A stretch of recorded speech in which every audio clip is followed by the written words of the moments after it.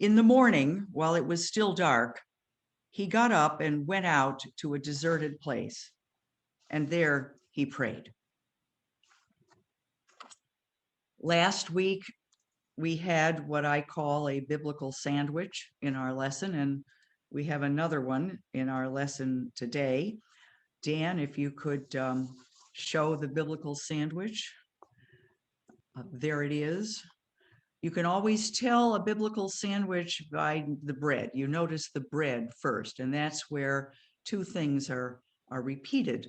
In this case, the casting out of demons. And when you work your way into the middle, that's where you find the meat, as in where's the beef. And you can take it down now. So the meat in the sandwich today is that Jesus prayed. Prayer is the meat that we are taking in today. Marcus Borg, the late scholar of the historical Jesus, says that Jesus, his prayer life is key to who he was. I should tell you a little bit about the historical Jesus scholarship, because not everybody has heard of it. The example and a book that has been very meaningful to me is Meeting Jesus Again for the First Time. The historical Jesus scholarship tries to envision what Jesus was like in his time. That's as opposed to all of the theological understandings that we have about who Jesus was. The historical Jesus movement tries to also imagine how he was experienced by the people in his time, in his community. Where did he fit in? Where did he fit in to that? And they do that based on what we know about his time and his place and how people thought in those days, and then also what we know of him in the Gospels. Marcus Borg makes this distinction. He calls the historical Jesus, he calls the pre-Easter Jesus. And then the post-Easter Jesus is Jesus with all that we learned about him on Easter Day added to the overall picture of Jesus. All of this was really important to me and actually brought me into a serious study of the Bible and theology, because I had been longing for a Jesus that I could imagine, not a Jesus that I would think about conceptually in a theological sense, but I needed a Jesus that I could actually imagine, and Marcus Borg gave me that.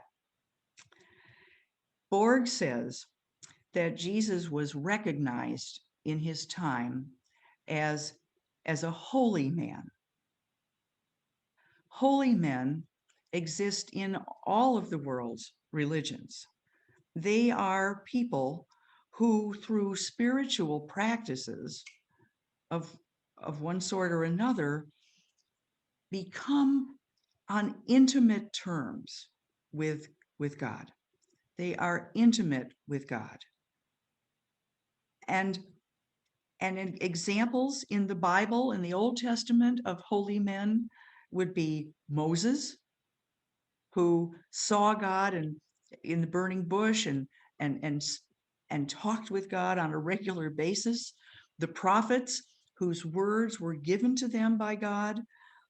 God spoke through the holy men. And in the case of Jesus, he was so intimate, the pre-Easter Jesus. The pre-Easter Jesus was so intimate with God that the word that he used for God, Father, when he called God the Father, The word is the baby talk word for God. Jesus called God Daddy. That's intimate.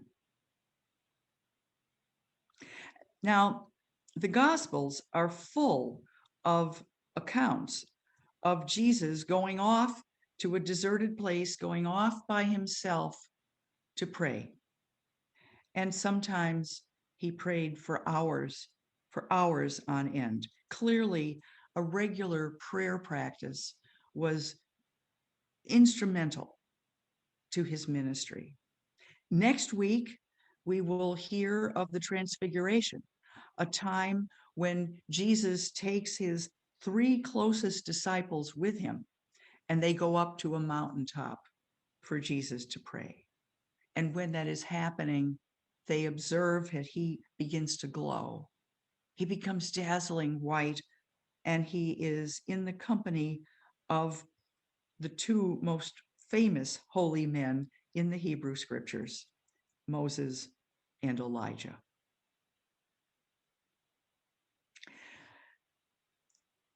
Through his prayer life, Jesus renewed this continuing intimacy with God. It was for him, it is for holy people today. It is a relationship rather than simply a belief. Jesus' prayer life, it fueled his ministry of miracles. And as we can see in what we heard this morning in the gospel, his prayer life enabled the casting out of demons. A prayer life can bring us into relationship with God also. And it can enable our ministry. And it can enable us to cast out the demons that beset us today. And so I'm commending a regular prayer practice to you. I'm talking about a regular prayer practice, not an ad hoc prayer practice. We all have ad hoc prayers. Lord, make this pain go away. Lord, help my godson move away from the fears that hold him back. These are ad hoc prayers. But a regular prayer practice is prayer that becomes part of the structure of your day. And it grounds your day in the Lord by being part of that regular structure of your day. Lent is a good time to try out a regular prayer practice. And so I'm encouraging you, instead of giving something up this year, we've all given a lot up this last year. Instead of giving something up, try taking something on. Take on a regular prayer practice. It could be wordless contemplation, which we call centering prayer. If you'd like to know more about centering prayer, send me an email, give me a call, and I'll set up a time to talk with you about that. It could be the repetition of a Bible verse.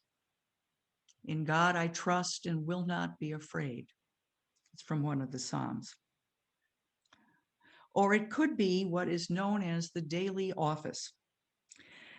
The daily office is the regular prayers in our prayer book that are said at specific times during the day.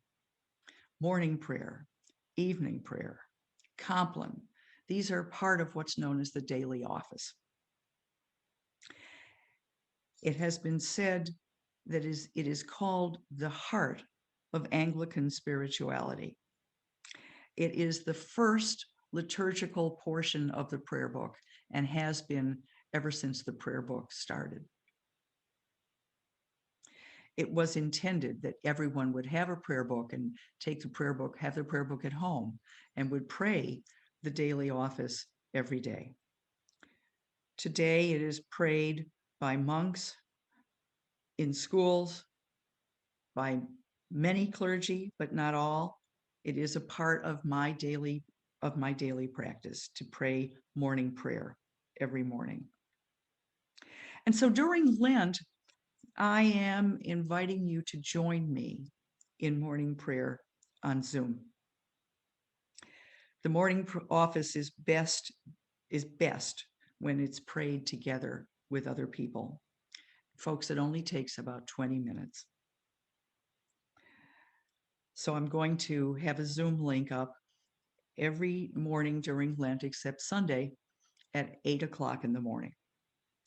I invite you to join me.